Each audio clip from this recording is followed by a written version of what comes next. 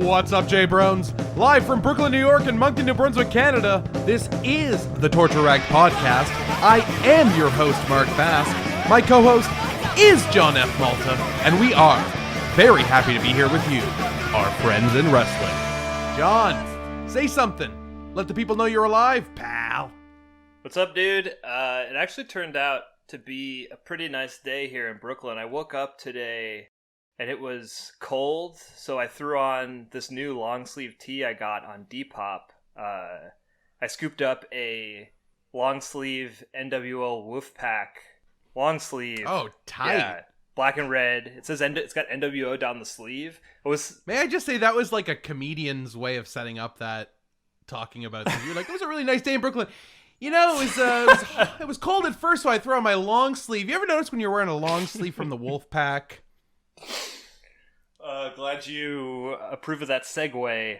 Love it, dude. Professional. I cannot wait to wear that. But it's like it's hot outside now. I mean, I got the window closed, the fans are off, so this room gets pretty steamy. So I'm wearing a t-shirt now instead. And I was really excited to show you. It's the second variation I have of this same shirt. There's a huge wolf on the front.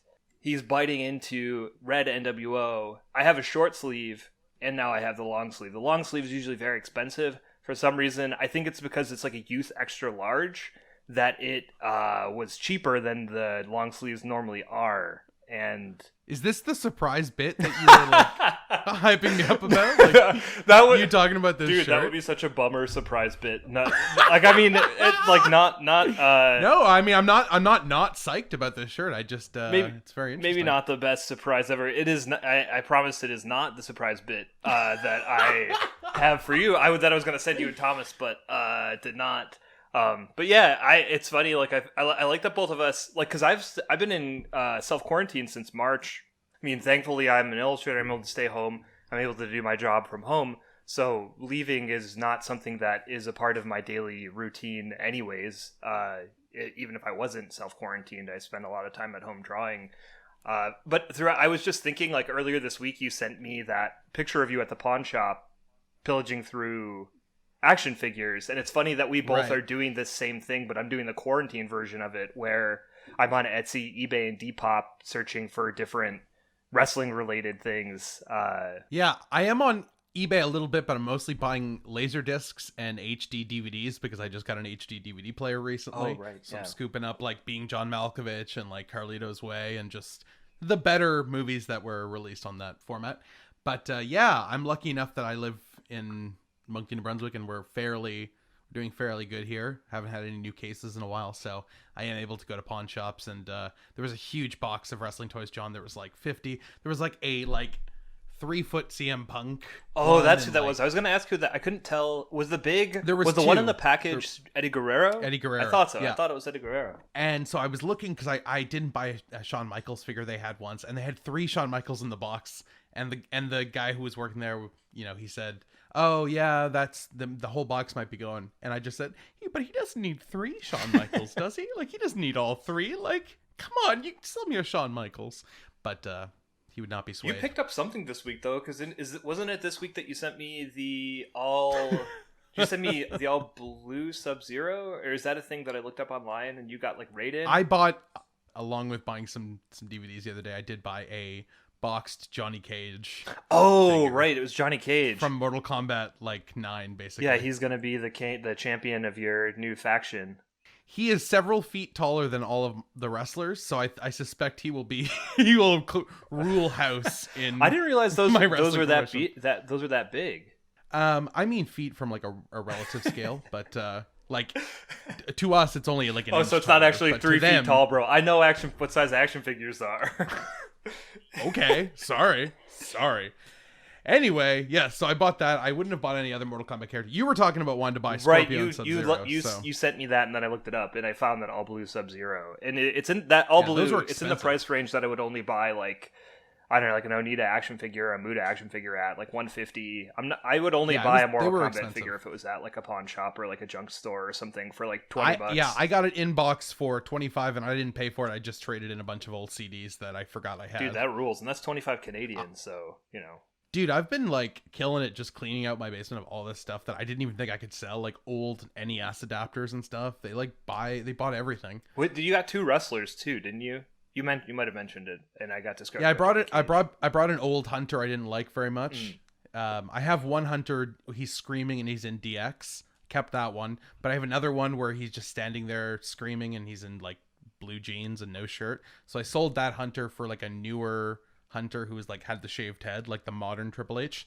And then I also picked up a newer Big Show, because I had a Big Show from '99, but to scale with my wrestlers, like he was smaller than Braun Strowman and like other wrestlers, and I didn't think that was right. So I got a later Big Show that's actually bigger than all my other wrestlers. Paul White. So to scale, he is.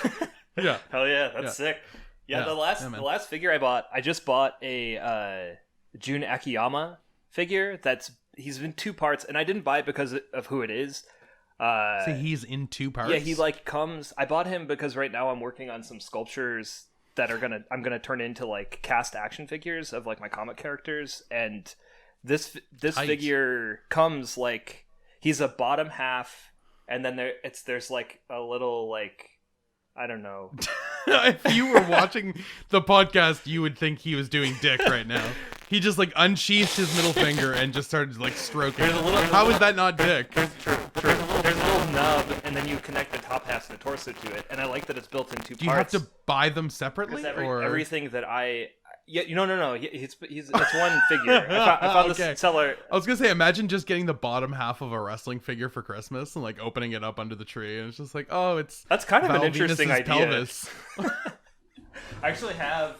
This is the second Al Snow's head. Second week in a row. I don't have that figure here. I apologize for the poor audio quality. Your sound is really good on the podcast right now, by the way. The figure that I'm working on. What? That's the surprise. That must be the surprise. This is still not the surprise. Holy shit, that's so awesome. We just happen to be talking about action figures, so that's Haunted Francis. Haunted Francis. I'm working on 2 different... This is terrible audio right now. I'm coming back. We're not describing it at all. No, we're just not describing what we're looking at. Oh. It is a Haunted Francis, which is one of John's comic book characters. Haunted Francis is a gentleman who has a giant skull on his chest, which keeps him from being able to secure a lot of jobs because he is very vulgar and screams a lot and basically just like ruins a lot of shit. But then he realizes that that negative for most jobs is actually a very good positive for professional wrestling. So Haunted Francis actually becomes a professional wrestler, and I want to say his chest almost becomes like his manager. Yes, that's how it works out. The skull cuts the promos. Haunted Francis throws down the high flying Jushin Thunder Liger moves. But yeah, so he created a sculpture of it, yeah, which we just looked at. I just showed Marc is it's like maybe 8-inch sculpture that I've been working on. That's what, like when I was watching I've been working on it like when I was messaging you that I was watching all those old kung fu movies. That's what I was burning through while I was sculpting this thing. But sick. Yeah, the next like Double Dragon. Yeah, Double Dragon and like Ninja 3, the Domination. Right. Yeah, sounds like it would be fun, and Double Dragon sounds like it would be a slog. That's exactly right. But yeah, so that I have a Jun Akiyama coming in 2 pieces and some old FMW magazines. But the surprise for today, for you, I guess all of these things technically are surprises, but this is probably nothing will top the shirt that you're not even wearing right now, and you're just describing to me. I think that... How could that be topped? Right, you're being facetious. Oh, Marc, I was wearing a shirt earlier. Let me tell you all about it. Dude, I was psyched. It actually felt cold this morning in Brooklyn. But anyways, so a couple days ago, I started... My little brother has a crazy YouTube archive of like stuff. He's been posting to YouTube since he was like 12. Yeah. And he's archived a lot of our old family videos, which is very great because this is completely accident that I came across this, but I'm going to play you... I think that this will be enough. I'm going to play it on here. I think you'll be able to hear it too. I'm going to play you some audio of me and my mom in the morning. She's filming me before a pay-per-view. Oh my Lord. So I'll go ahead and play this. Yes, please. John. Hey, John. Who's going to win the big match tonight? Quit moving. Jeez. You think Stone Cold's going to win? Yeah, I think, yeah. How about your boy Mankind? What's he going to do? What's your boy Mankind doing? So, and I'll give you, not, of course, I'll give you a visual of myself shirtless, moving around. So my mom, for you, Mark, in case you couldn't totally hear that, my mom is asking. You think Stone Cold's She asked me win? who I thought was going to win, and then she knows I love Mankind. And those of you that are listening that have received Torture Rack issue 4, you know that a lot of the if you've read it, the Tokyo trip, a lot of that was built upon my obsession with Mick Foley, and the first ideas or the first realization that I had that people actually traveled to Tokyo, Japan, was that Mick Foley was wrestling in Japan and someone from the States was in Japan creating this huge legacy. And that's what initially made me want to go to Japan when I was a little kid. I feel like before that, it's not like I really had any sort of frame of reference for like world travel outside of wrestling. So, that's kind of like how I learned to travel by watching The Simpsons. But anyway, so going back to that. So my mom says, do you think Stone Cold's going to win? What about your boy Mankind? I Googled Stone Cold versus Mankind and searched to find what this would have been and what pay-per-view that would have been that my mom was asking me about. So from looking at the different times they faced each other, I believed that this was Survivor Series 1998, Stone Cold Steve Austin versus Mankind. Do you remember this? Survivor Series, The Deadly Game? I used to have the tape. So I went back and watched that match, and it's really cool to see the two of them face off against each other. And I feel like you maybe remember because you have the tape, but for people who maybe haven't thought about that match in a while, it's that year is the same year that Stone Cold won the championship from HBK at WrestleMania. It's crazy to think about how much happened in the WWF in 1998. But yeah, it's true. And the deck is stacked against Stone Cold in this tournament, and Mankind is kind of being a stooge to McMahon and his cronies during this match. So about like 5 minutes into the match, McMahon and all his cronies come out. Stone Cold notices them there, but they're kind of just at the entranceway while they watch Mankind and Stone Cold go back and forth. And this crowd's like totally wired, and it's so cool to see. Dude, also the way that they got Mankind versus Stone Cold, Mankind beat Gilbert in the first round. What? And they intentionally, also they kind of downplayed his win against Al Snow, which, come on, Al Snow is a bigger win. I don't understand. Gilbert was active while Goldberg was active? Yes, and it wasn't, but his name was like something, it wasn't actually Gilbert. It was, can't think of his name right now, but the guy that played Gilbert, that's who Mankind beat to get to Stone Cold. But yeah. Oh, it must have been a top roster at the time. I mean, yeah, actually it kind of was. Dude, there was 18 matches on this pay-per-view. Really? Yes. All of because the Deadly Game tournament took place. So Mankind defeated Dwayne Gill, Al Snow defeated Jeff Jarrett, Stone Cold defeated Big Boss Man, Regal defeated X-Pac, Shamrock defeated Goldust, The Rock defeated Big Boss Man, Undertaker defeated Kane, Mankind defeated Al Snow, The Rock defeated Ken Shamrock, and then we get to one of the final matches, Mankind versus Steve Austin. And it's just cool going back, because the last Stone Cold match I watched, I think, was the match that we watched together, where it was just a rewatch for both of us, Bret Hart versus Stone Cold. Classic match, one of the greatest ever. And amazing. It's cool to just see kind of an ancillary match that wasn't necessarily, it's not like going to be collected onto any sort of best of lists or anything like that, but halfway through this match, like, Stone Cold hits this huge Lou Thesz press, and just the whole crowd becomes unglued in such an incredible way. And ultimately, Stone Cold loses this match, and it's the most anticlimactic loss that I think I can remember. We've watched so much wrestling since we started this podcast, and just in general, we watch a lot of wrestling. And Briscoe hits Stone Cold with the weakest chair shot, I think, like, if you and I tried to fake a chair shot because we wouldn't want to hurt each other, I think that it would look a lot like the chair shot Briscoe does in Stone Cold, where it's like, I don't know, it's almost like he is moving in slow motion and then just drops the chair when it hits Stone Cold's head. That's so weird, because you got a bruiser like, 7-year-old Gerald Briscoe. Yeah, well, and hitting Stone Cold, yeah, in the Attitude Era, it's like you just think it would. Well, I get it, yeah. I feel like you're always like, there is some sort of Zoom delay for you, but it's only for my irony. Yes, exactly. Yeah, I think you're being genuine, and you're not. But that gets the 3 count. Stone Cold loses, but it's just very surreal to see a video of myself so excited to see Stone Cold and Mankind face each other from 22 years ago. The other thing I found, then this is completely not related to our podcast or wrestling at all, is my brother also uploaded... Oh, please continue. My brother uploaded a video of us when we first got a PS2, and we got it the year it came out. Oh. And it's so cool to see like myself experiencing such a huge level of joy.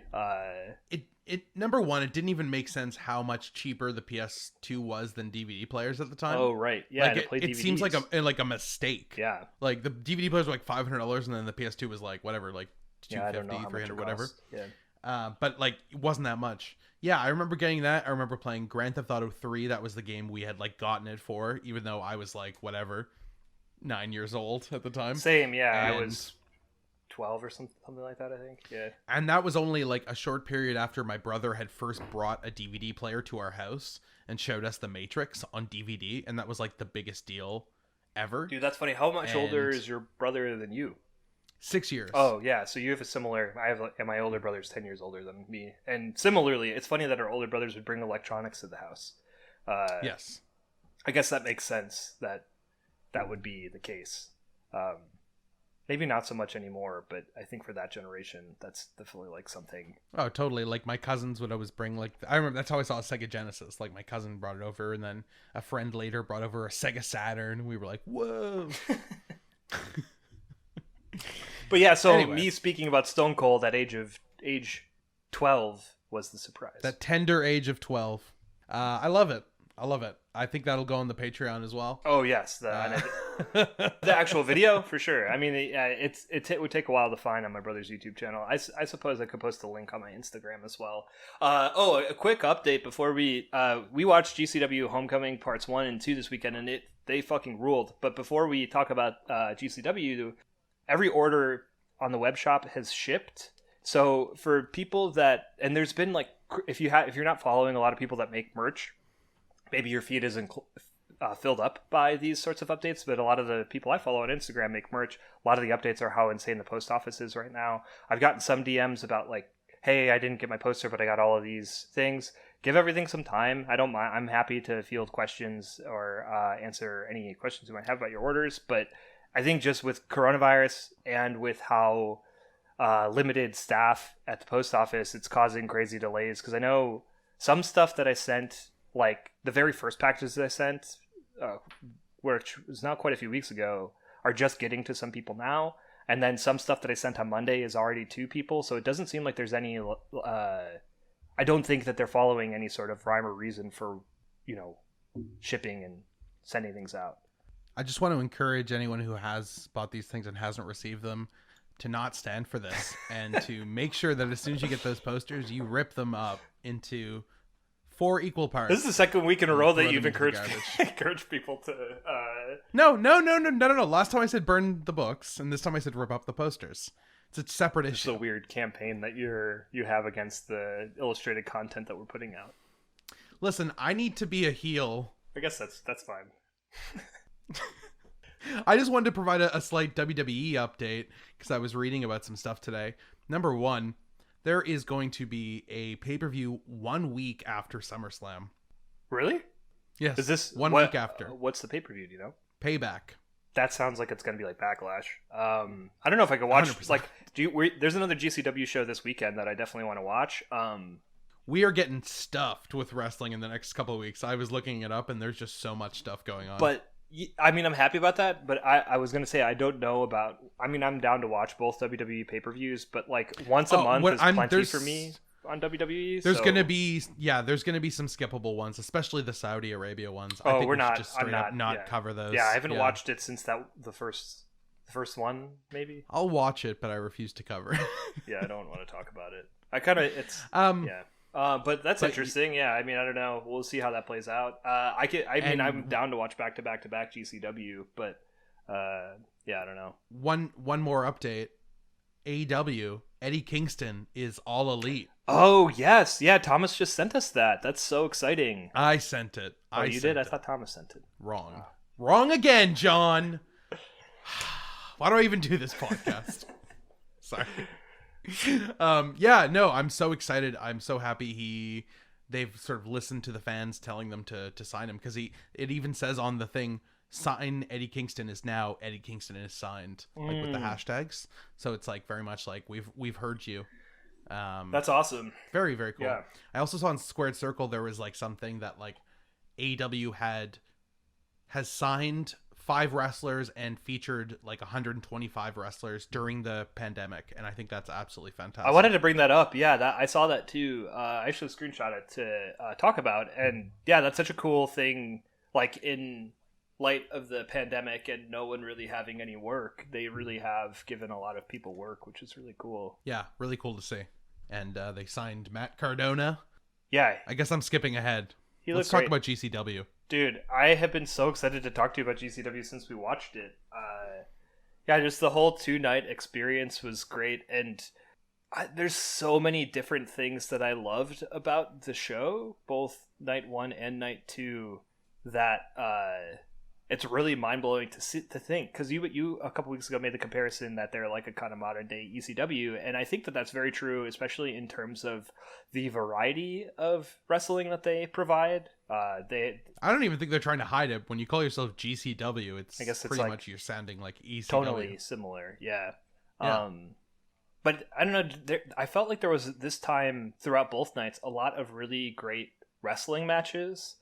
Like night 2 starts out with Tony Deppen versus Lee Moriarty, and yeah, the level of talent they have on the roster, and that match, Lee Moriarty, I have liked. I really liked just his like combination of high flying moves with grappling. Like he felt like a synthesized version of Will Ospreay and Zack Sabre Jr., especially with the way that he was grappling Tony Deppen in different ways. Like he's kind of got similarly long limbs in the way that ZSJ does, and yeah, just the whole match was really good. That was a great one. As far as like those kind of high flying matches, the one from night 1 that stands out as well is Alex Zane versus Blake Christian. That was one of the matches prior to the card that I was most excited to see. Just because since we started watching GCW simultaneously, both people I feel like have been standout for a lot of different reasons. And this match, dude, the match starts out with that huge 450 tope to a Frankensteiner outside. Like he like catches him. It almost looks like visual effects almost. Like I know it's not. Yeah, well, that's how it feels when someone does something that's so graceful with so much potential for error. Like he front flips out of the ring. Oh no, 450s out of the ring. Yeah. Lands on his shoulders and then does a Hurricane Rana or Frankenstein or whatever you want to call it. Like that was incredibly graceful. I also feel like the commentators throughout this whole weekend, especially Kevin Gill, were absolutely killing it. Like during this match, like their helicopters kept flying by and he kept saying scouts from New York trying to get eyes on Alex Zane, and then he ended that by saying, "We see you, Paul." I never felt more like I could be a wrestling commentator than when I listen to these shows. It's just two guys who are just joking around and like laughing. It's really I really love what they both add. Yeah. Oh, absolutely. No, I just, like I said before, I just feel like everything we watch has such a different tone. Mm-hmm. And you remember on the first night of Homecoming, I was like, I don't know if I can do this weekend, like do 2 nights. Like I'm pretty burnt out from work. And then you were like, well, you should watch this one at least. And pretty much as soon as I threw it on, I was like hooked. I forgot that was this show that happened. That you were like, I don't know. It was night 1. I don't know if I'm going to watch it with you guys. I might watch it afterwards. And then you put it on, and as the night unraveled, you were like, oh, I'm so glad that I was just watching this. It's just so much fun. Like I feel like out of everything that we're watching right now, the thing I will think back upon with the most fond memories is watching these shows with you and Thomas, because they're just so different. Every one of them has been outside, which adds a really cool atmosphere. This one was right next to a body of water, like a lake or something. Yeah, just having that, it was the ocean, because on the Jersey Shore. So like the ocean, Marc. Yeah. You fucking idiot. Probably like a lake next to New Jersey. I don't know. Sorry, I didn't know it was in New Jersey. Okay, I got there a little late. Yeah. Good God. Yeah, it's on the Jersey Shore, the beautiful ocean. Oh, sorry, John. I don't know your fucking Jersey Shore with your snookies and your this and that. I'm since I'm self-quarantining to not go. It was tempting to go since it's a drivable distance from here, but that did not even occur to me that you would have been able to go to that show. Yeah, totally. And I obviously wanted to and would have if COVID was not raging on. I mean, I know they're being as safe as they can be while putting on a live wrestling show. The following match after Alex Zane versus Blake Christian was AJ Gray versus Alex Cologne, or Alex Cologne. I think you had it. Yeah, Alex Cologne. I love Alex Colon would be a weird, yeah, Cologne. Weird True. name. Yeah, he ripped it up this weekend, and I love that AJ Gray, his like name or tagline is the motherfucking truth. That is such a cool thing to be able to yell. And this match was a super violent death match. I don't know if you remember. In fact, I'm just bringing it up right now just to have a look at it. Yeah, this was... I like the amount of deathmatch stuff that they're working into these shows. Mm-hmm. Like, it's exactly the right amount for me. Because I want to see it, but I don't want to be overwhelmed by it. So there was a couple, like, really violent matches, like, spread across 2 nights. But certainly wasn't the majority of the night. And it felt like it was, like you said before, why it's good is when it's psychologically motivated. It's not just, like, one thing after another. It's a story that builds. Yeah, and the match... this match, there was 2 matches, this match and then the match on the second night. I'm not going to jump ahead to the second night yet, but Zachary Wentz versus Alex Cologne. Again, I feel like both were advertisements for Tournament of Survival, which is happening this month, which is a wild deathmatch event that GCW puts on. And yeah, like this match, he had a gusset plate. He was pounding it into his head. Isn't that like what Thomas said once again, which is just like doesn't look that good and hurts a lot? Oh, right. Yes. Yeah, like light tubes. It should be the opposite. Light tubes look cooler than gusset plates for sure in terms of the scope of like the dust and the sound and everything, I think. I can't remember which comedian it was, but saying that I think it's John Mulaney. He says he knows that he's older because now he just tries to like power through burps. Which is what I was trying to do, yeah. Yeah, like when he was a kid, he'd be like, quiet! And now he's just like, are you going to the Hamptons this weekend?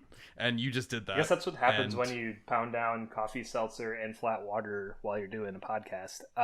Dude, you don't have to talk to me. I know you got the beverage trio going over there, too. I got the Montpellier train that's never going to run out of fuel. I'm out of liquid death right now, though, so I'm crushing bubblies. Bubblies are gross. I'm just gonna put that out there. I'm having a raspberry one. It's pretty good. But yeah, they're in the middle of this match. Both Alex Cologne matches had insane Spanish flies through huge like deathmatch devices. There's a Spanish fly through barbed wire and a pane of glass during this match that was absolutely insane. They're both, and they had to like remove the barbed wire from his back, I recall, after that. Like it was like sticking into him. We did not mention, I mean, for those people listening, I feel like a lot of people that are listening to our podcast are familiar with GCW. If you're not, both Alex Cologne and AJ Gray are pretty big dudes. Like they're, not necessarily wouldn't call them hosses, but like, I mean, AJ Gray I would, but Alex Cologne is like a pretty big dude. So it's not like it's like Will Ospreay and ZSJ doing a Spanish fly. It's like over 500 pounds of... It's like Keith Lee and Vader doing a Spanish fly. Yeah, totally. It is absolutely like that. That's a good comparison. It's absolutely insane. And like you were saying, they build these crazy deathmatch spots. They build up to them and like psychologically use like the violence within their matches in a way that's really, really cool. And I feel like very watchable from a deathmatch perspective. It doesn't ever, ever feel... As someone, I don't have like a weak stomach, but I think we've watched stuff where I just felt like it was just escalation and there was not enough storytelling. But I'm into this stuff. Like like I said, there's just amount of the extreme stuff. Like you said, there was a lot of just great straight wrestling on this night. I feel like if you can stomach it, this is one of the best promotions operating. It's absolutely worth. And their pay-per-views are so inexpensive also. It's like $10 to $15 a pay-per-view. It was $20 for 2 nights. For the whole weekend, was fantastic. I still chafe at paying $40 for an AEW pay-per-view. It's tough. Yeah, it's a big ask. In this economy? Dude, also Effie versus Nate Webb, like the whole night, Effie versus Nate Webb was really sick as well. Just another, and that's like a match. There was no bad matches on this card. I didn't watch Trey Lamar versus ACH. You gave it a C, but that's the only one I could say that was weaker. Everything else I gave a B+ to, A-. Like, this was a really strong night. I was thinking as we're talking about this, because we're kind of going through this night 1, night 2. I was thinking like, wow, what a great night. And then, Nick Gage versus Schlock headlined, but Nick Gage versus Schlock did not headline. No, and I remember when it happened, I felt like this is the emotional climax of this pay-per-view. It was weird going to Effie Nate Webb after that, although once Janella and Yoshihiko happened, I understood that. Yeah, because it felt like went AJ Gray an and Alex amazing Cologne, Effie headliner. versus Nate Webb, Schlock versus Nick Gage, then Janella versus Yoshihiko, and Homicide versus Ricky Shane Page. It was a crazy... Yeah. I have one of those not written down. I cannot believe how many matches were packed into this night. Yeah, it was wild. And Schlock versus Gage, like, so good. Yeah, just Schlock fighting out of Schitt's Creek. And then, it's just another one where it's like the two just want to fuck each other up and kind of just go back and forth. And I just posted today, the day we're recording this, a drawing I did of Nick Gage, and I did like a deep dive on YouTube of different Nick Gage matches, and it's cool seeing the different, like this match happened like about a year ago, Nick Gage versus Schlock in Texas, and it's cool seeing the different matches that Gage has been a part of. Talk a little bit more about that later, but yeah, this match was great, and the match of this night for sure, by a very, very, very far margin, was the Bad Boy Joey Janella versus the sixth-dimensional power doll Yoshihiko. Sixth dimensional? Yeah, sixth-dimensional power doll. I forget all of its taglines, but yes. Sixth-dimensional battle doll Yoshihiko. There you go. The heavy metal weight champion? Yeah, DDT Iron Man heavy metalweight champion was on the line, or championship was on the line. Bad Boy Joey Janella versus Yoshihiko. And for people listening that don't know who Yoshihiko is a doll that is controlled by a person in an all-black suit. Like an alien. Be honest with the people. They are an alien. And they walk the doll out to the ring. And this match was really good. This match was so good. I laughed. I cried. It was better than Cats. So at the start of it, Janella goes up to the top to hit a flying elbow or a moonsault. I can't remember which. Oh, he goes for a moonsault. And the person in all black pulls Yoshihiko out of the ring. But because of the way this is filmed, it looks like Yoshihiko slides out of the ring. And from, like, I was already in at the start of this match. Like, this is nuts. This is weird, like, performance art wrestling.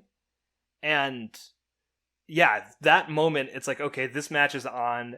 It seems like Yoshihiko is alive because of the way that this is playing out. And then the two kind of go back and forth. And, Janela has wrestled the Invisible Man. He's done a lot of, like, great matches with basically nothing. And this is a great example of that. I didn't really understand, like, I'd heard of these matches before, these, like, doll matches that, like, Jim Cornette likes so much. They're his absolute favorite. He can't get enough of them. And I wasn't quite sure how it would operate. I loved that the person in black only got involved, like, 2 or 3 times during the match. One of them, like you said, was to pull them out. One of them was just to throw them at Joey. That was like the very start. That was like a huge crossbody on Janela. Yeah, from Yoshihiko, and then right at the end where the person brought Yoshihiko up to the top of a ladder to then splash down. The way that Joey looked was absolutely incredible. Like crawling. Dude, I could not stop laughing. Like, I don't know how you felt, but I thought this was the funniest match.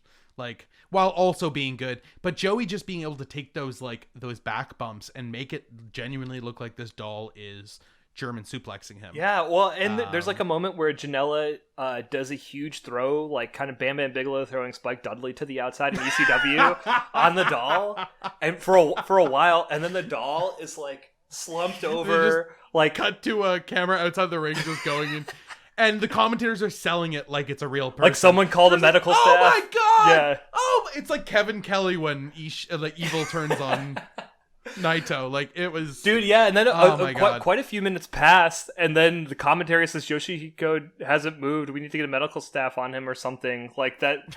like he needs to like be attended to, and then. Surprise at the end, Janela wins and is now the DDT Iron Man Heavy Metalweight Championship, and that's a really cool way to give him the belt and signal maybe more of a working relationship beyond just sort of the partnership that already exists between DDT and AEW. GCW. No, AEW too, because they have they have like Nakazawa, and Omega did some stuff with them.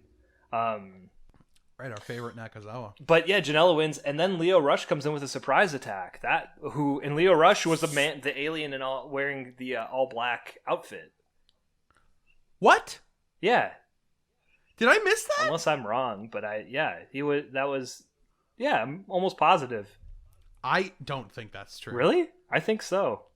I just want to go on the record saying I do not think that's all right, true. well, while we keep talking about this, I'm going to bring Fight up and put that on the background. Let you know when I get to it.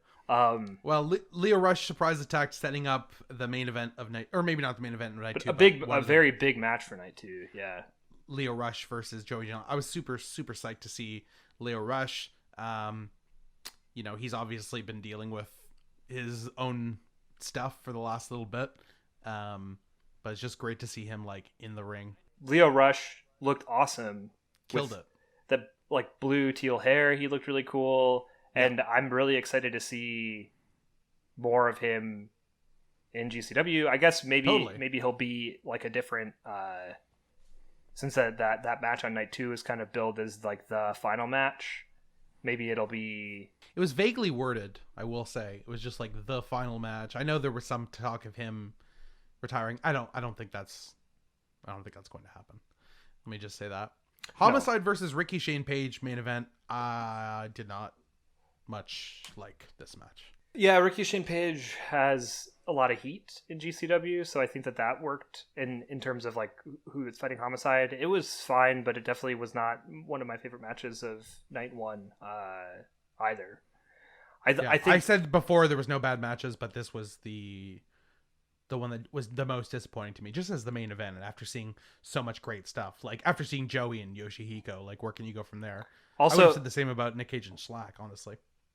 Oh, like, yeah, that's why I was like surprised as like we were talking about this, thinking about all the different matches that have happened, that there is like that Yoshihiko versus Janela was tonight, and Schlock versus Gage was this night, and also the end of Schlock versus Gage was so emotional. Yes, yeah, true.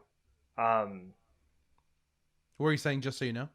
Just so you know, on my screen right now is Leo Rush throwing down a Spanish Fly in that weird all-black outfit, ripping the face off, and then revealing himself to do a frog splash as Yoshihiko, the alien thing. I can't believe that. Has that alien thing been there before, or is that the first time the alien? That's the first time I've seen Yoshihiko in a match. So I don't know. I'm guessing that each time Yoshihiko fights, that character is always there, and they just use that as a device to do Leo as a surprise. Because I just can't believe it, because it was so funny, like the close-ups of like when Joey was like, "That, give it up for that guy, he can fucking wrestle," and it just has a close-up of Yoshihiko and just like the alien holding him. Like it was, but I guess it reminded me of Will Arnett from Arrested Development holding like Franklin. Oh my god, yeah. But I mean, I guess like Leo Rush and Janela have really good chemistry just from their CZW days, that I feel like it makes sense that, and Leo Rush, I don't know, he's like a great performer. It makes sense that he would do that. I mean, Yoshihiko, like the handler, didn't do much. No, but did enough. Slowly climbed up a ring for then Yoshihiko to land on Joey, and then there'd be like a half a second pause for Joey to break the table under them. True. That was so funny. I will say, like, now that we're like kind of dead smack in the middle of GCW, GCW is the one promotion that people outside of wrestling that we're friends with have been drawn to. Like, it's true. I got a message today from my friend who I keep trying to get into AEW, and he just sent me a message this morning. He's like, I'm not into it. I'm sorry. I was like, it's all good. You don't have to be sorry. But he was the one who sent me a GCW. Yeah, that was, we mentioned on the last podcast, Tony Depp and Alex Zane. Your friend, I guess our friend, our friend Hannah into Effie. posted about Effie. My little brother, in the middle of the night, after I texted him photos of the Yoshihiko match, asked me where to find that match. And then lastly, at the end of Yoshihiko's match, Siobhan was like, I think my new favorite wrestler is Yoshihiko.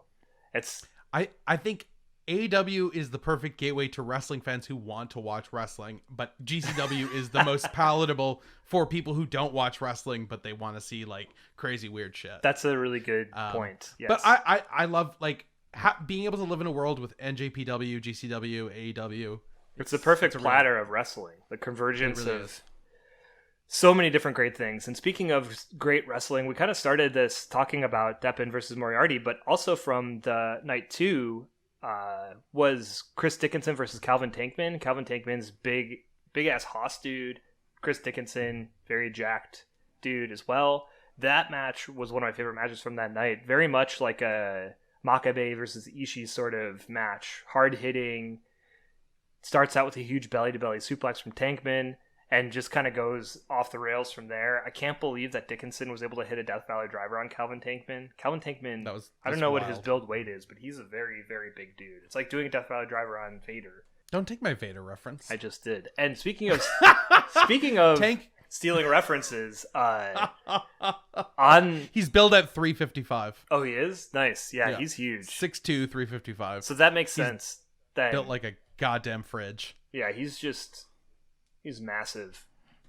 One of my favorite running references on Squared Circle, I don't know if this has been I don't know the origination of this, but people will randomly say they wish that instead of 205 live it was 305 live. Truly. And this match makes me wish there was like some kind of also like Super J Cup J Crown tournament of all of the biggest Haas oh my god boys from all of the different promotions, like Ishii, Makabe, Keith Lee, Chris Dickinson, Calvin Tankman. Bring them all together. Oh my god. Samoa Joe, if he could wrestle God, again. Yes. Bring them all together. Crumble everything to the ground. That would be insane. Samoan Joseph would kill that. Also on this night, the one other like really big match from night 2 was Leo Rush versus Joey Janella, and what a absolutely insane match. I really loved it. It's so cool to see Leo Rush back. I hope that it's not his last match. I imagine it's just his final match as Leo Rush maybe, and maybe he comes back as a different character. I was almost 100% positive that was what he was doing. Like he's so young. He's like 23 or something. Is he? I don't fuck. I'm doing this thing again where I said that no, he's 25. Yeah, you're close. Okay, yeah. I said Rhea Ripley was like 19 and you were like, that literally doesn't make sense. She would have been in NXT when she was like 5. Like think about it. Yeah, I love this match. I don't remember any specific spots. You have a lot of notes. Well, it's just the one. I mean, there's the one massive spot that happened towards the end where Janella goes up to the top of the building. Oh yes, and then jumps off the building onto the. That was super cool. Nick Gage rolled his ankle at Beyond Wrestling and wasn't able to be in the main event of this. I think that would have changed this night a little bit. I'm kind of bummed. I feel like I was excited to see Alley Cat versus Nate Webb, and Alley Cat was just she was in the scramble on night 1.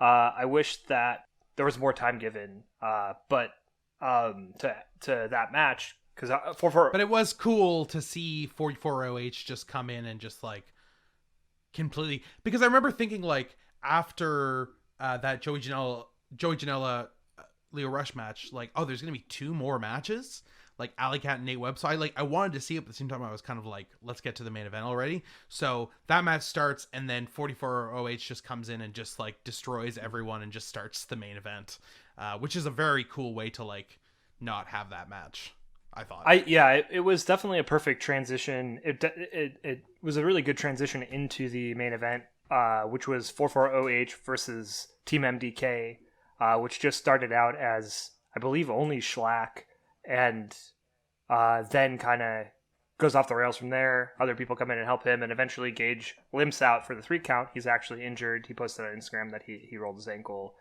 So maybe I'm not sure if he's scheduled to be wrestling at Keep in Touch this Sunday. Sunday, August 2nd. I'm excited though to watch that. Kylie Ray is going to be on it for the first time. Calvin Tankman's coming back.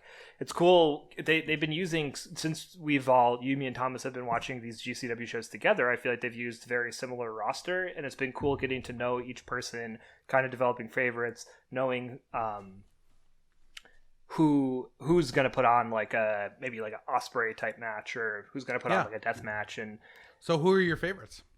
In GCW right now, I would say off the top of my head, Alex Zane. I guess let's do favorites since we started watching, because I've been watching GCW for maybe like a year and a half. I've been watching it for a little while, like regularly. But with you guys, I feel like now that, and I would tune in maybe like once every like 3 months or so. But now since we've been watching every show, like Calvin Tankman definitely has become a favorite. Blake Christian has become a favorite. Benjamin Carter, who was on night 2, I believe, this past weekend. He was a really cool person I had never heard of before. I feel like each time that we watch this, there's new people introduced that I really like a lot. Myron Reed, Lee Moriarty, both of them completely crushed this past weekend. Like those are kind of like new people that I did not know about pre kind of becoming a regular viewer of GCW. And yeah, I didn't know about any of these people. I would say for me, obviously the people you mentioned, Deppen and Schlack. I love Schlack. Love Schlack's look. That was a crisp that made that bubbly sound very delicious. Very tasty. Yeah, I agree. And then like overall, Tony Deppen and Nick Gage are like, they're 2 of my favorite wrestlers like in general out of every promotion. But oh yeah, Nick Gage is awesome. Yeah, absolutely crushes in every match. And speaking of Nick Gage crushing in matches, like I found a match that's on YouTube where he faces off with MJF, and the stipulation in the match is Nick Gage is not allowed to use any weapons. So it's a really cool match because a lot of the matches we've watched together, and all the matches everyone knows of Gage, he uses weapons. But in this match, no weapons are used, but he brings the same frantic energy that he brings to the matches with weapons, and it's so good. It's a really cool match. They keep mentioning that it's someone's send-off, like it's someone's last match, so I'm wondering if it was MJF's last match and beyond before he went to AEW. I'm not sure. Interesting. I would love to watch that. You should send me the link. Yeah, I will. I started making a Nick Cage playlist on YouTube for whoever, but this is just Nick Gage songs that he's recorded. Yeah. Light Tubes and Barbed Wire is the first track. Dude, speaking of AEW, this week, so I watched Dark this week, and I can't imagine how you'd feel if you watched Dark because it was 2 hours this week. And it's too long. It's a 45 1 hour and 50 minutes to be precise. But really, two things happened on that night that I would like to mention. Cutler and Librarian have a team name now, and it is The Initiative. And they crushed it in a match with FTR. Like, it was a great match.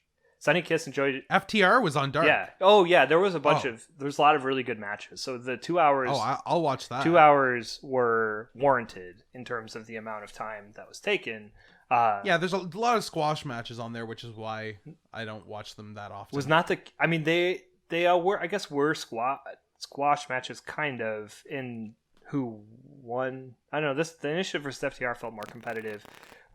And then Janella and Sunny Kiss had a tag match too against Nakazawa and Pineapple Pete. I love the way that Janella and Sunny Kiss worked against Nakazawa. It was actually really good. Like, this match was great.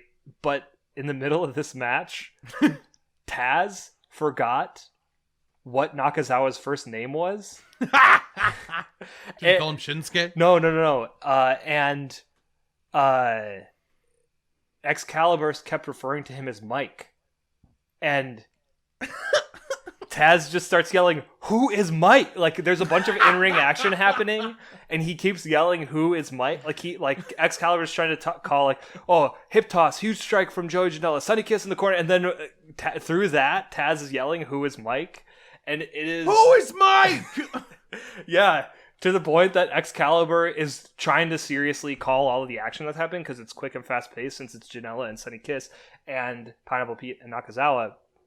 Excalibur cracks, starts laughing, and then says Michael Nakazawa, and then Taz starts laughing really hard. It's a really, really funny moment. His name. Yeah. That's what happens when you have all these Michael Nakazawas clogging up the roster. Taz can't remember everyone's GD name.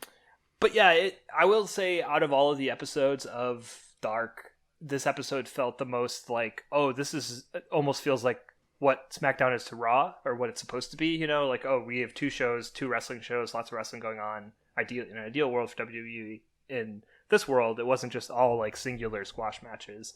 Like I said, just send me the good ones and I'll watch them. Your boy Sean Spears had a huge promo on it also.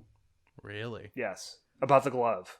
Oh, the Power Glove? It's so hard to figure out if they just keep trolling us on all this Four Horsemen stuff. Because there's like 5 different configurations that I could figure out at this point. And I can't figure out if Sean Spears is going to be entered or not.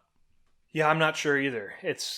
There's like quite a few names in the mix right now. Perfect Flair. Like in my opinion, Cody should not be in the Four Horsemen. He should be fighting against them the same way that his dad fought against them.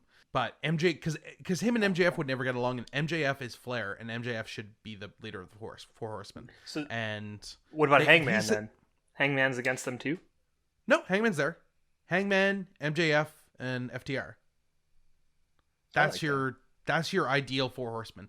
MJF is the mouthpiece. He was saying the same thing that FTR says. He's like, I'm a classic wrestler, I'm a good wrestler, we need to like bring wrestling back and stuff. He has that same sort of energy. Like he was talking about flippy stuff, I think. Wasn't he, during the State of the Union? Yes. That was one of the best promos I've ever seen. MJF State of the Union. That was a really good promo. I like that he brought up, I didn't really realize this, but I like that he brought up that he's never been featured 2 weeks in a row. Like I thought that was an interesting point of view, just because I in my mind he hasn't been used. They kind of have had him on reserve in the way they've had Kenny Omega on reserve as well, where it's like, well, you guys have the best mount machine there, so whenever you unleash Kenny, he's going to be one of the top single stars in the company. And it's crazy that their roster is so big now that they have that coming in a future like season, basically, of the show. Totally. Maybe sooner than later, but yeah, I don't know. Honestly, the best heel promos are based off of truth. Yes, in my opinion, I agree. So like MJF coming out and saying like, I'm not featured enough. This is supposed to be the future of wrestling, and like, who are your champions? You have like Moxley, who's just doing Stone Cold cosplay off of WWE, and you have Cody, who it just pretends to be whatever.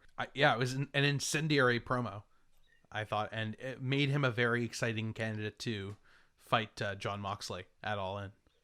Yeah, I could see him taking the belt at All In, actually.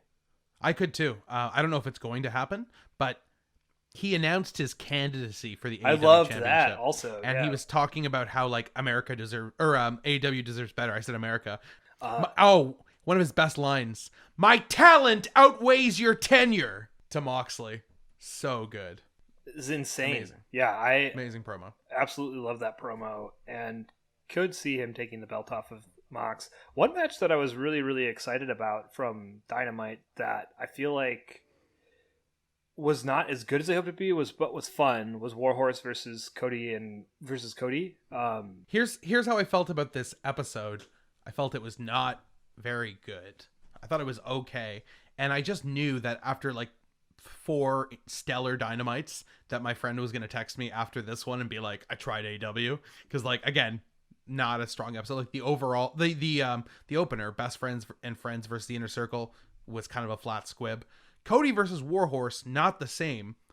I thought a very good match, but that just didn't have the time to like get into third gear. Mm-hmm. Like it felt like it finished when it just should have been really picking up. Yes, yeah, totally. Like right towards the end of that match where Cody locks in a figure 4, I believe. I think that's what he wins with. Yes, that's what he won with. And at that spot where he locked in the figure 4, I was like, oh, it's picking up now. Let's go. And totally. I think if Eddie Kingston hadn't been the debut last week against Cody, this match was like 2 weeks from now, or even before that match, like a week before that match, we would have been like, dude, that was awesome. And either way, it's still so cool that the TNT championship, the TNT belt is they're at least at this point for the last 2 weeks, 3 weeks maybe, they've been using it as a way to give people new featured matches on television, which I think is it's beautiful. I love to see Warhorse. I loved his Macho Man flying elbow. Yeah, it was amazing. I loved how he like stomped Cody's back from the apron. Just like jumped off and stepped on Cody's back. He just like he brought like a really cool energy, and I don't think it suffered in comparison to Eddie Kingston, because I think it was just like a really good match that we were both like, okay, here we go. And then, it ended. When it was it ended. Yeah, and there was a commercial in the middle of the match too, when picture. I think that maybe did a little bit of disservice to it. But yeah, I felt like it had the potential to be kind of a classic TV match that we'd go back and watch. But I think now it's kind of too short and not that impactful enough that we'd actually go back and watch that sometime. Yeah, I don't know. Absolutely. I don't think so either. Just overall, the whole episode to me felt the most, like you said, like a transitional TV episode. This is like progressing stories forward, and there are good promos and some fun matches. Honestly, it was 3 promos that saved this episode for me. It was the MJF promo. It was Taz, where he's talking to Moxley. He's like, "You're gonna get bounced around that ring, Mox." He's like, "Look at these deltoids. They're like cannonballs. Look at the traps as high as mountaintops." You showed me that picture of Cage flexing. That picture is ridiculous. It's ridiculous. Jutting out of like his like the sides of his ribs are like exactly what he said, like 2 cannonballs. Like it doesn't even. I don't make understand sense. how a person looks like that. Yeah. No, he looks like he should be like Stan Lee character. And then Ricky Starks, who cut a really great promo right before the ending tag match, which was a good tag match, and sort of saved the episode from being like a total filler episode, I thought, along with these promos. But Ricky Starks, I loved him on the mic. He is kind of a smaller dude, especially compared to Cage. So I was waiting to kind of be introduced to him a little bit more, like why is Cage with him? Why does Taz see something in him? And I felt like that promo really did it for me. And then he delivered big time in this match. Yeah, this is another one that felt kind of like, as in the way that Cody versus Warhorse, as it started to get good, it ended. This one, it was only given 10 minutes, so it was like a banger for 10 minutes and then it was over, which I think is okay. Felt like it's okay. It felt good to me. I love that it started out with Darby Allin jumping off of the stage onto Brian Cage and Ricky Starks, and then it just kind of gets wild from there. That spot with the skateboard and the thumbtacks was really cool. Yeah, and really skateboard wild. Which had thumbtacks all over it, and he slams that into Ricky Starks' back. And when he was being pinned, his hands were like vibrating in pain. And it really, either he's like the best seller in the world, or that guy was in absolutely excruciating pain at that moment. I was wondering the same thing, because during the GCW, one of the death matches, Zachary Wentz versus Alex Cologne, Zachary Wentz, in that match, that's where there's like the barbed wire the doors, barbed wire and glass all on top of each other. And then Zachary Wentz is like thrown off of the turnbuckle to the outside onto that. He falls off of that and starts shaking and vibrating in the same way. But then 3 minutes later is back in the ring doing like Osprey handsprings and like, you know, kind of like Super Junior sort of like wild moves. So I think it's both. I mean, it is probably very painful, but also a good way to sell something like that, where it's like, that looks like the worst pain that someone could experience. I forgot to mention, crucially, kind of circling back to that death match, Zachary Wentz versus Alex Cologne. During that match, the start of it, Alex Cologne's like breaking a bunch of light tubes over Zachary Wentz, and then he has like a small light tube, like where he's carving. Oh yeah. Siobhan looked up during that, and just casually was like, "Oh, are you watching another eye for an eye match?" I like how you said crucially. Yeah, I just think it's a funny, like, because she, she doesn't care about wrestling and doesn't have listened to like our past episodes have heard me talk about that, but we generally watch things in the same room, so she'll have opinions on things regardless of if she wants to have them or not. And yeah, it was funny where it's like, oh yeah, this is like, you were just watching that match where there was an eye for an eye match. Is this like a real eye for an eye match where like that guy's trying to use that light tube? it's funny, like, having someone who just accepts that that's like a thing that we're watching, like that I'm watching for fun. You're just like, oh, are you watching another? What was the Undertaker match called? Oh, the Boneyard match. Yeah, are you watching another Boneyard match? That's what probably she said when we were watching Braun Strowman versus Bray Wyatt. Oh, the swamp match. Yeah, I don't even think. I think the True Blood. I think her context for those is she knows they don't like them, but doesn't understand what they are. But yeah, dude, most people don't. This episode of Dynamite, definitely not the strongest, but still just a fun. Like, I honestly think some of the it's like a B, which if any Raw or SmackDowns were a B, it would be like miraculous. Yes, absolutely, and it's just I think suffers from the fact that in the last week we've watched so much wrestling and so much have seen such a variety of shows where But I just I do think that no match really caught on fire. No, I agree. During that episode, you know what I mean? Like when we think back to last week with the Butcher, Young Bucks, Blade, Young Bucks, but also like you said, the Eddie Kingston match, and it felt like there was more stuff that really caught on fire last week. Yeah, absolutely. The other match that I had really high hopes for, well, the only other match we haven't talked about that I had really high hopes for was Hikaru Shida versus Diamante, but that I feel like also did never reach any sort of like big peak moments where it's like, okay, now we're cooking. This match is like really sick. It was good and fine. What are your thoughts on the Deadly Draw? Is that what it's called? Or am I confusing that with the name of the Survivor Series I talked about at the start of this show? No, I think it is, in fact. Oh, is it? Oh, wow. Yes, it's called the Deadly Draw. The Survivor Series 1998 is the Deadly Game. There you go. The Deadly Game Tournament is what they called it. My feeling about it, you and Thomas are like cautiously optimistic about the tournament in that it will give people screen time. It will allow people to face off against maybe the more established wrestlers and get their 5 minutes in while not having to like carry an entire like 30-minute match. To me, I feel like it devalues tag team wrestling by just slapping people together and going, oh, you're a tag team now, and now you're in a tag team tournament. Like that to me, I don't understand why they would do that. I would much rather see like a elimination singles match, because you'd have to have half as many wrestlers to make that happen. And I feel like the women's roster is kind of emaciated right now with a lot of people are injured. Chris Stat, Britt Baker, yeah, and it's hard. It can't just be Shida versus Penelope Ford over and over again. Week. As much as I would love that, that'd be a really sick trilogy of matches to see the two of them just continually going at it. I'm in. But yeah, so I feel like filling a tournament with 16 female wrestlers would be tough in AEW right now, and so like putting like 32. I don't know how big this tournament is. Maybe it's only. I think 16, it is 16 people. I thought. Okay, it's 16 people. I'd rather see those people just in singles matches, honestly, because but maybe this is a way.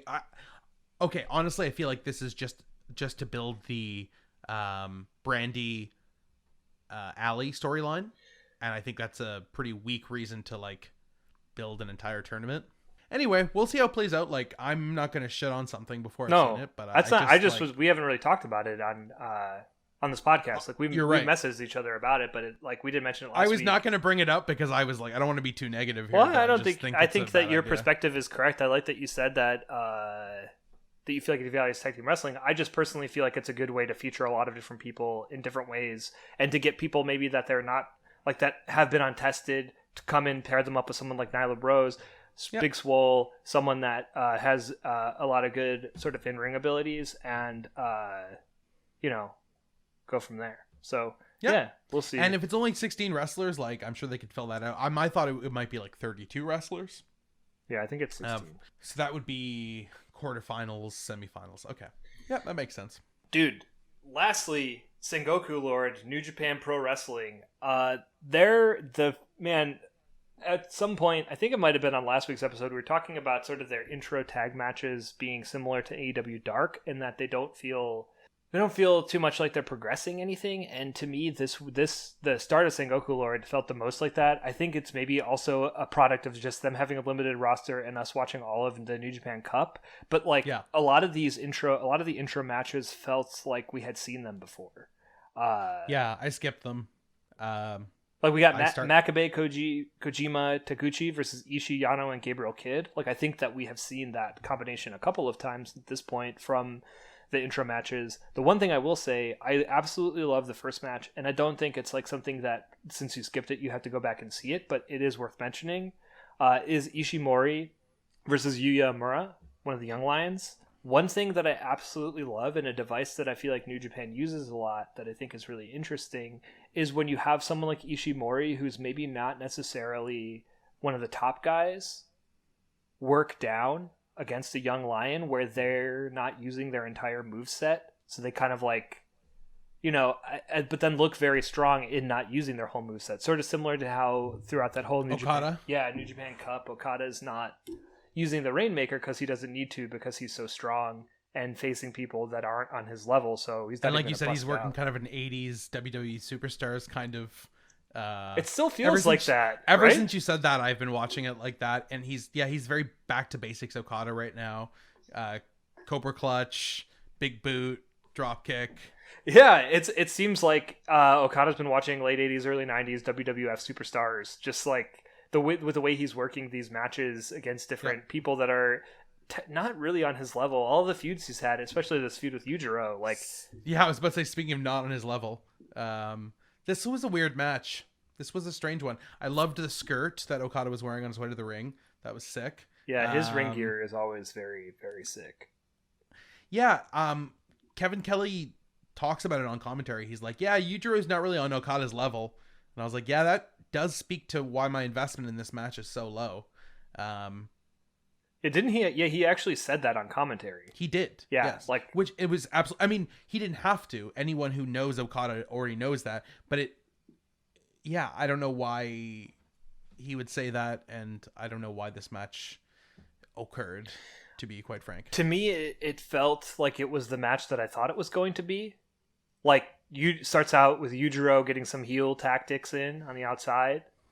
Okada then gets the upper hand just through pure offense. And, he just slowly unravels moves throughout this match where it's like, we know that Okada's probably going to win. And if he doesn't win, it's going to be because of heel tactics. And yeah, he throws down like a drop kick and then a tombstone and is using his like kind of, limited moveset that he's developed on the New Japan Cup, since he is facing people who are not on his level. Excuse me. But the match is what I thought it would be. It ends with him kind of knocking Gato off the apron and then ultimately cinching in the camel clutch, which he has named the money clip. Yes, I love that. For the win. And it's interesting because it doesn't... I wonder if this... I mean, the Gato Okada thing is going to go on forever since, he was his manager and now he's not. And their feud will exist regardless of like what kind of bigger stories are playing out right now. But what do you think Okada does next? Does he... I mean, he is at a place where he can be slotted anywhere. They're starting to... He's been protected.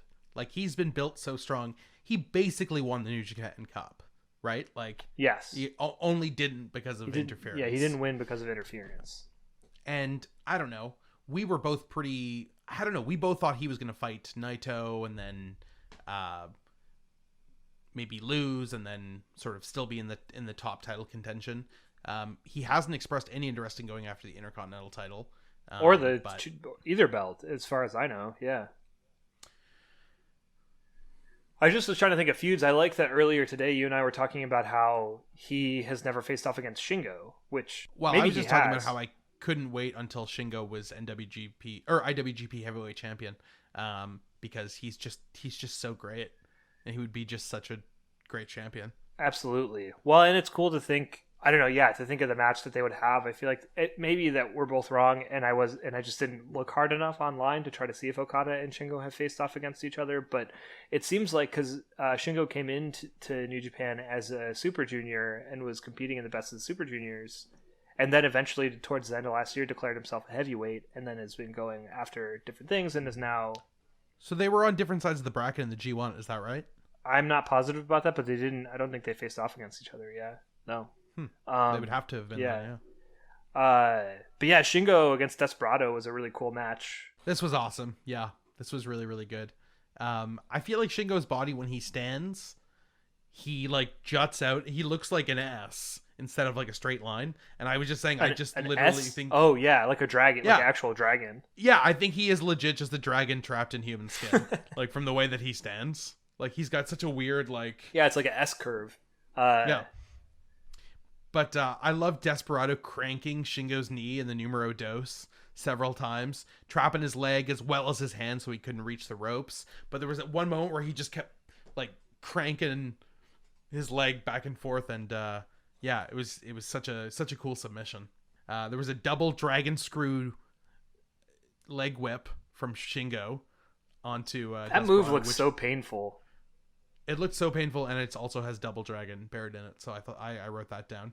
Yeah, I Shingo here too. Speaking of people who feel like 80s, like in 1980s, 1990s WWF superstar, Shingo really feels that way. He feels like so much larger than life, like just like a huge character come to life. And you know, Shingo wins with a pumping bomber in this match in the Last of the Dragon, and that his moveset is crazy. Like Made in Japan, pumping bomber, Last of the Dragon, Noshigami. Like he has so many moves. What's the Made in Japan again? Is that like a Michinoku driver? Yeah, kind of. Yeah, it's like a modified version of that. And you know, dude, I was thinking about it, and I think the Never belt right now, in my mind, is like the belt. I know that the double championship is like the top tier, like it's a huge historical thing that exists and that's happening. But I was thinking about the title defenses that Shingo has had. Even just thinking about that belt, if we're thinking about like all the belts in New Japan for the last like couple of years and the different title defenses that have occurred since Shingo has been champion this year during this COVID era, Shingo beat Goto at the New Beginning in an incredible match. Shingo defends against Ishii on New Japan Road in an incredible rematch from their G1 match. So good. Then he faces off against Sho at the New Japan Cup Finals. Again, another incredible match and a rematch. One of the matches of the night. And then after that, he faces off in this match against Desperado, another match, which this was the match of this night. Like I don't even know how many matches that was, but those are all just this year during a time where wrestling is, you know, has been on the back burner because of COVID, and he's just completely crushing this title reign. I think that's absolutely, you know, it's a critique that a lot of people I think have of the of different IWGP heavyweight champions, like maybe apart from Okada, is that their reigns are not as dominant and the defenses aren't nearly as good as you'd hope they'd be. Like Kenny Omega, as good as the chase. Yes, exactly. Kenny Omega's chase was more exciting than when he actually had it. Well, that wasn't actually New Japan's fault, though. That was when Kenny was leaving for AEW. But I'm just saying, like But you're right. I think Evil, like we'll talk about a little bit about the Evil Takahashi match, but I'm not seeing Evil's reign as like that good so far. I mean, absolutely it is not good. Like, it is characteristically not good. He cheated to win the G1 or the New Japan Cup. He cheated to win the title, and he cheated in this defense. Like, his reign sucks, TBA. Do you think it's okay that like a heel has this kind of reign in storyline? Yes, but there has to be a moment where the heel overpowers somebody and wins through like true means, or else they're just a faction at that point. He's just Bullet Club at this point. You know what I mean? Like, we have to think that he could beat Okada. Well, I mean, I guess their match was competitive, but he just so definitively was not going to win this match. Like, he has Takahashi got a visible 3 count on Evil here. In like his first defense gets a visible pinfall from Takahashi on him.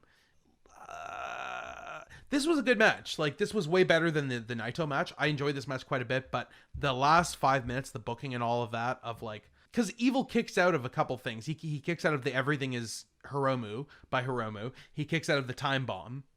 But at that point, there is a visible pinfall on him. Dick Togo takes out the ref, and then Taka just gets garroted by Togo, and then it just killed the vibe. That's what I put. I was like, this booking kills the vibe, man. Like, it's funny. We had opposite viewing experiences because I kind of felt like this match. For everyone that's very familiar with New Japan World, this match to me seems like one that would be in like their classic match archive. Not necessarily because of how good the match is, just the sort of historical context of it with like the Super Junior champion facing off against this newly crowned double champion with Dick Togo and his crazy mob boss outfit ringside. It felt very much like watching a historical match.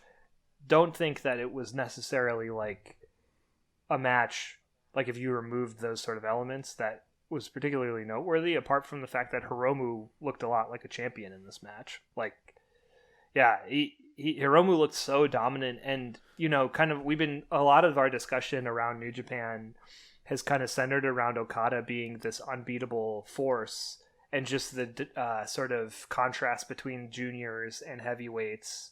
And last year at the G1, Ospreay lost a lot, basically because, in my mind, because he was kind of on a crusade as like this super junior who was saying he could defeat heavyweights, yet perpetually losing to heavyweights. Here we have someone who is supposedly the top champion, basically, of the world of all of wrestling, and he is looking very weak against someone who's a junior and not even in his weight class.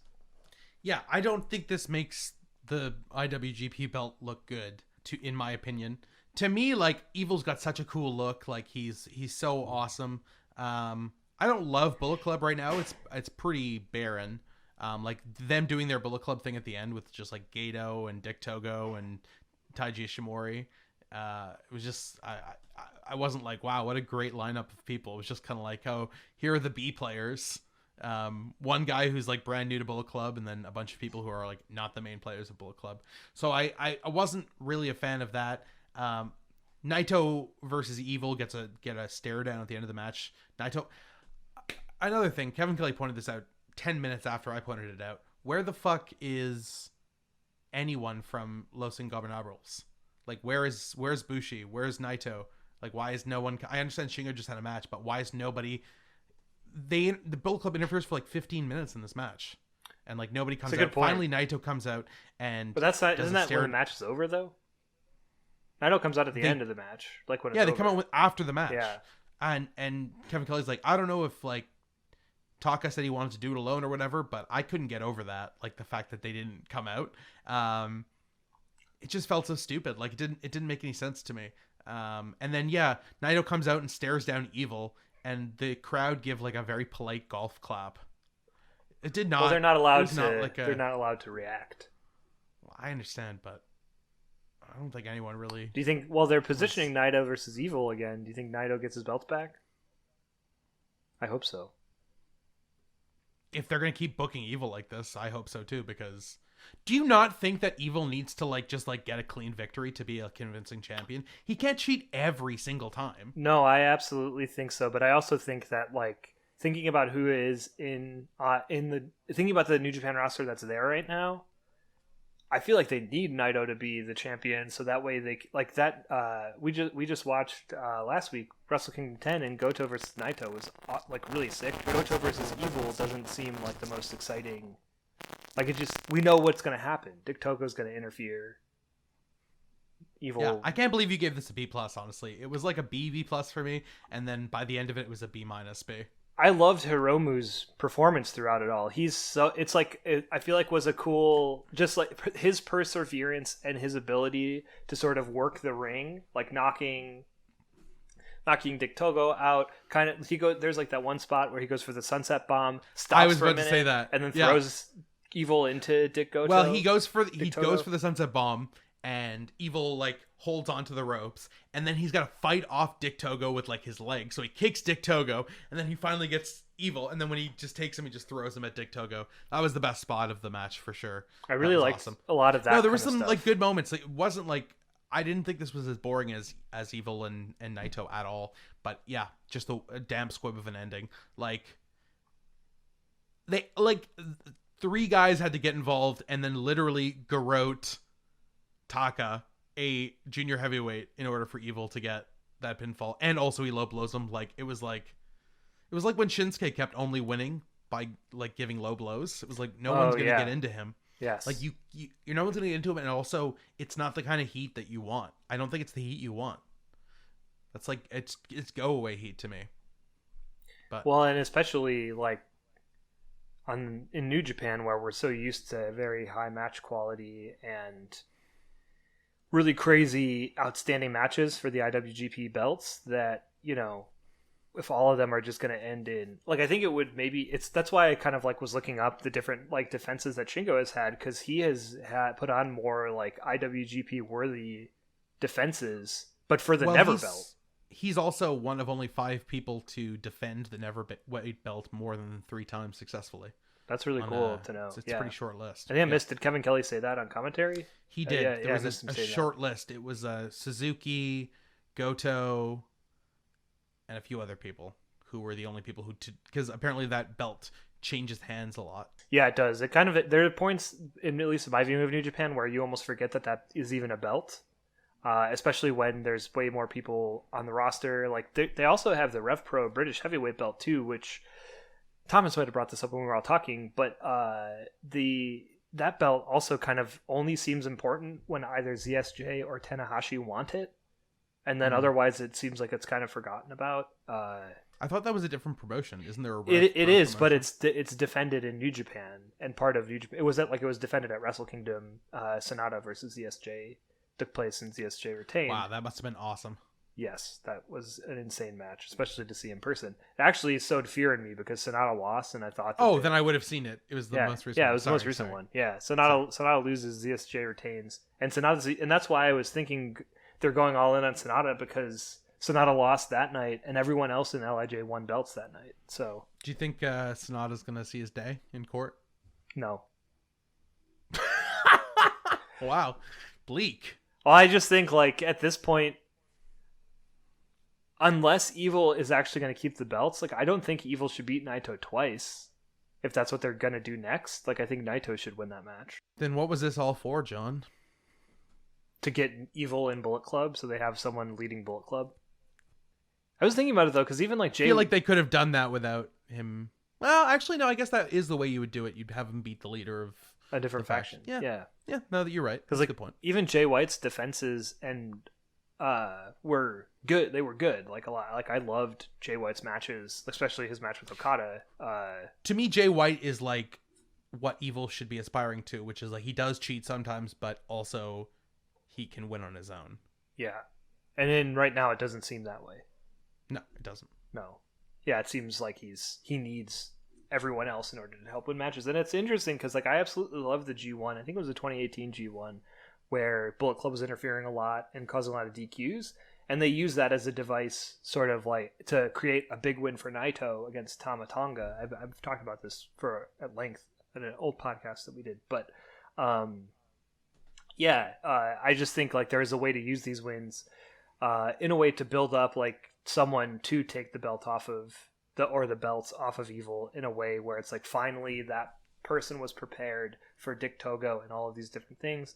Maybe it will be Naito, and then we get just like a Bullet Club versus LIJ war over the next couple of months, which I think would be really cool. Yeah. But yeah, I don't know. Yeah, I mean, if that's all it was to break off, I mean, it makes sense. Break off Evil from the group, and then he leads Bullet Club in the absence of Kenta and Jay White, and then Naito gets his belts back. I don't know. That's probably the best case scenario at this moment. I absolutely agree, especially just match quality wise. Yeah, put it back on Naito. Like you said, like put him against Goto, put him against Ishii, like Naito versus Ishii. Oh my gosh. Yes, all those people who are right on the edge of becoming like main eventers. Yeah. Ishii, I was going to say Shingo, but he's in the same faction, so probably not Shingo. ZSJ, Taichi. Yeah. Like Taichi versus Naito sounds awesome. Like, it would be really good. Taichi versus Evil does not. Okay, now that we're totally in fantasy land, who would you have Naito eventually drop that belt back to? Or to? Who would be your next, if you could get to pick next like IWGP are they champion? A double champion also, or just? Just only consider the top one. So if I'm doing it from my own perspective, like a wrestler that I love, I want Ishii to get to that point. I think that would be really cool and surprising. And, you know, he's in Chaos, which is led by Okada, but I think it would be an interesting surprise upset that wouldn't be as like he would defend it, hold it, and have a dominant. It'd be cool to see him have a dominant reign. I think he should. Like, I think that would be really awesome. I could see him just like taking a Rainmaker from Okada and just not going down. Yeah. Yes. You know what I mean? Absolutely. And then Okada's like scrambling, like, oh my god, how am I going to beat this person? Yeah. I could see Ishii, because Ishii is going to eventually be like someone like Suzuki. Like, yes. He'll just be like, you know. Not necessarily a New Japan legend. dad, but a legend that fucks people up. Yeah. Yeah. Well, and I think, I don't know. Yeah, that in my dream world, if we're in Fantasyland, that's who's the next IWGP champion is. If we're doing it like logically, probably it's going to be Okada again soon. He can't stay away from those belts too long, right? Well, I was going to say, like, what do you think? To me, that would be a great. Well, I guess they just did it, but it would just, I don't know. I could just see Naito versus Okada, but this time, no, Naito already beat Okada. Yeah, I don't know, right? That's who he beat at the last year. Yeah, that's who he won the two belts from. Yeah. Yeah, so I don't know. The rematch seems too soon. I think, like, to mix it up, it would make sense for him to drop like the Intercontinental belt to somebody, and then if the rematch is just for the singular belt, let it be to Okada, you know, and then someone else wins it. I don't know. Yeah, it's interesting because last week I think we went through and started to name all the people that aren't there, and there isn't that many people missing, but it feels like there's a lot of people missing. It feels like they still have a stacked roster. Yes. But there are just some notable people not there. Like Will Ospreay, I always think, like, I wonder what Will Ospreay would be up to, because it really did feel like they were eventually... It's going to be his year. Yeah. Well, Will Ospreay putting on those pounds and then becoming a heavyweight. Like, yeah. It really did feel like he was going to be the next Kenny Omega, basically. And I guess he will be once he arrives. I hope he's doing okay. Me too. Dude, next week, Summer Struggle. I feel like you probably will only watch the headliner from that. Did you see who is... What's Summer Struggle? It's the New Japan event that happened last night. Oh, what was the headline? Rematch of the century. Nagata versus Suzuki. Oh, yes! I'm totally watching that. And then the rest is mixed tags that I don't know. I mean, I'm going to watch them, but I don't think you need to. John, what did you think of my classic match recommendation? Oh my gosh. Marc had me watch the longest wrestling match in history. Dude, I watched it too, okay? Wasn't just you. But we watched it together. So it's really hard for me to actually get to a point of feeling like, I don't know if I can watch this on top of everything else. Because, I mean, I'm drawing all day, so I can throw things on, and it's not a big deal to have on in the background. But Marc is going on vacation with his family this weekend, so we're recording this early, and the time that I slotted to watch this match was tomorrow morning, which is, you know, too late. So I watched this classic match, which is Ric Flair versus Ricky the Dragon Steamboat, and yeah, it was a really, really great match. The match is 56 minutes long. And how long was it, John? Did it feel long? It felt long, but you know, wasn't as long as Randy Orton versus Edge. Actually, it was technically longer than that, but at least there was action. I think it was long. It was definitely longer than that, but it was like a million times. It was in a completely different league. Dude, this match took place April 2nd, 1989, at the Superdome in New Orleans. The Nature Boy Ric Flair and Ricky the Dragon Steamboat did battle at WCW Clash of Champions 6 in a 2 out of 3 falls match. We see Steamboat in ring with presumably his wife in a wedding gown and their child in a dragon costume. Flair is introduced as a challenger and is greeted with jeers from the crowd. As soon as the announcer makes mention of Steamboat, the crowd comes unglued.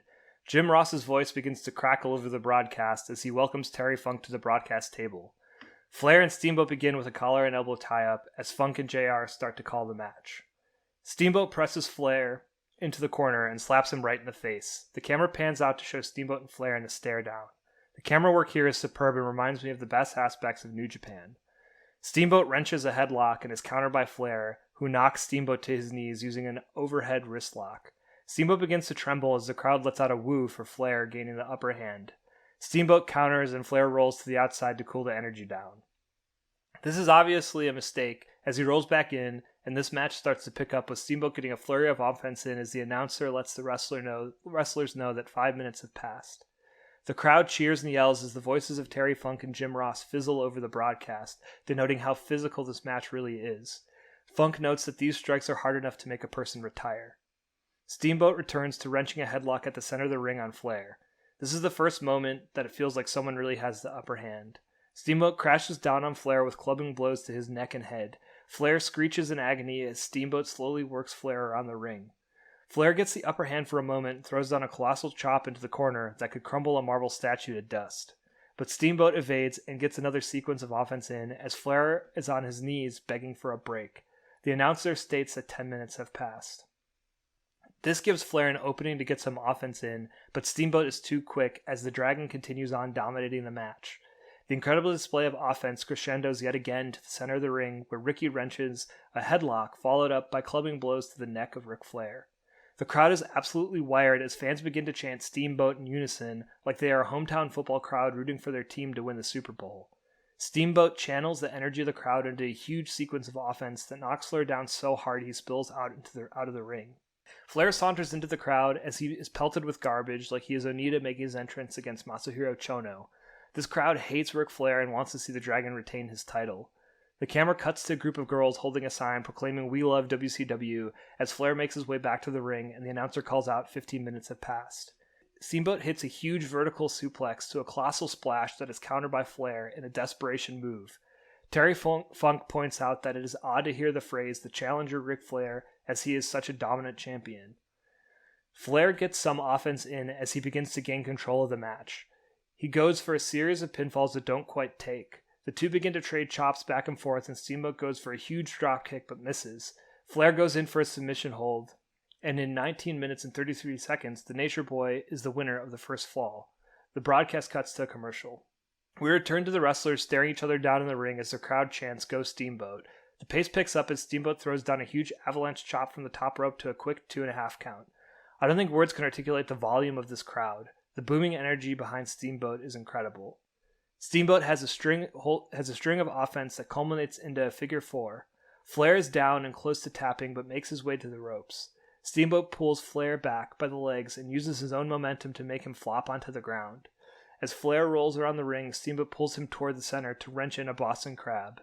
Flair makes his way to the ropes once again, but is howling in agony and is begging Steamboat to give him a break. The two lock up once again, and Flair begins to regain control of the match. Flair wrestles Steamboat to the outside and launches the Dragon into the guardrail multiple times.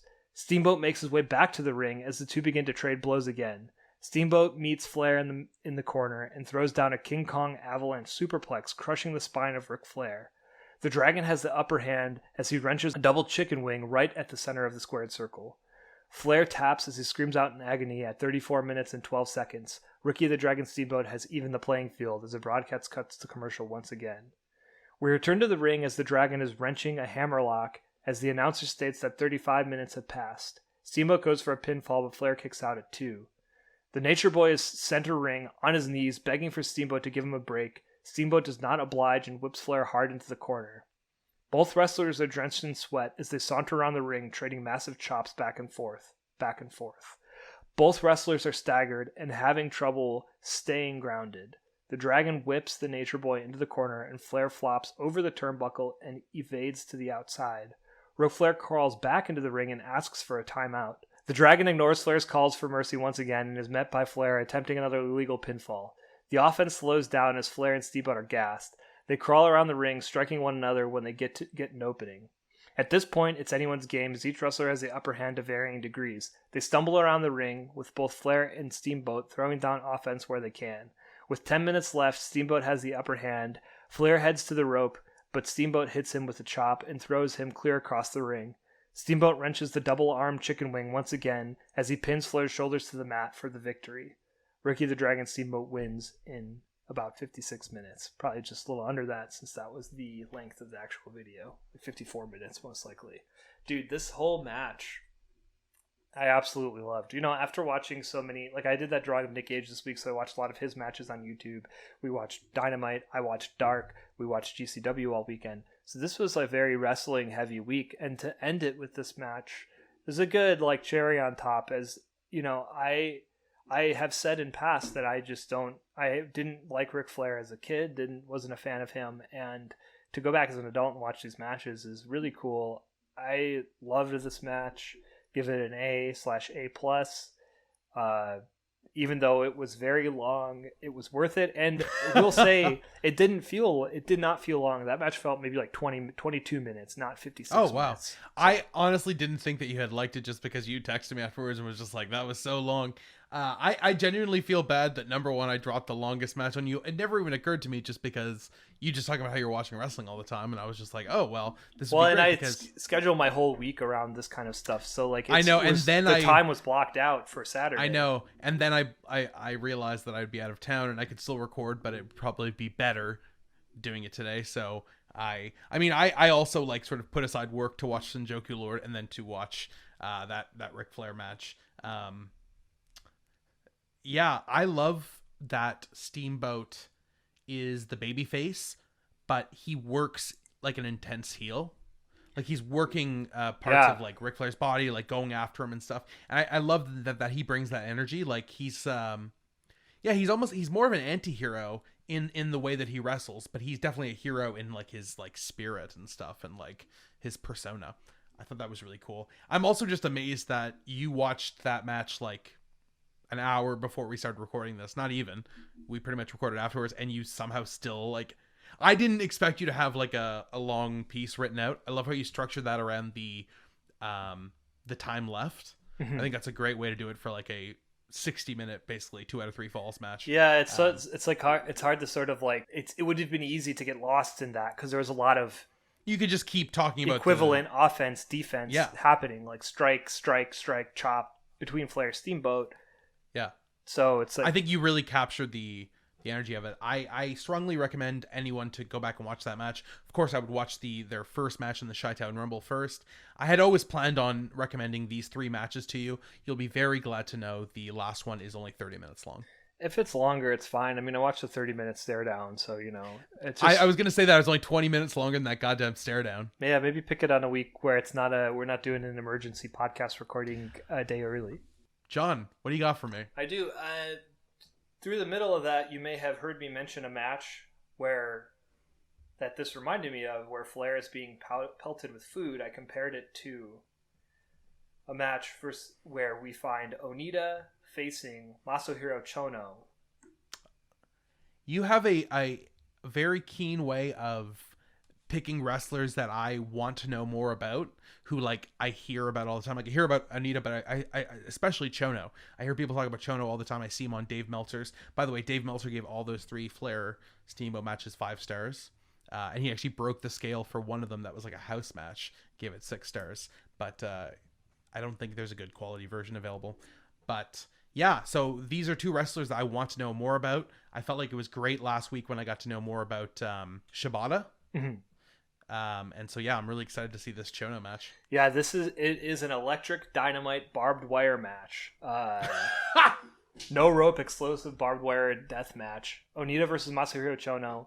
And I've been working on a new zine, so that everyone following the Torture Act Instagram account seen something I posted yesterday. I've been working on kind of a new zine that kind of mines different graphics, and I just bought a magazine online that has pictures of this match in it because I like this match so much. This Onita's entrance here in this match may be my favorite entrance in all of wrestling.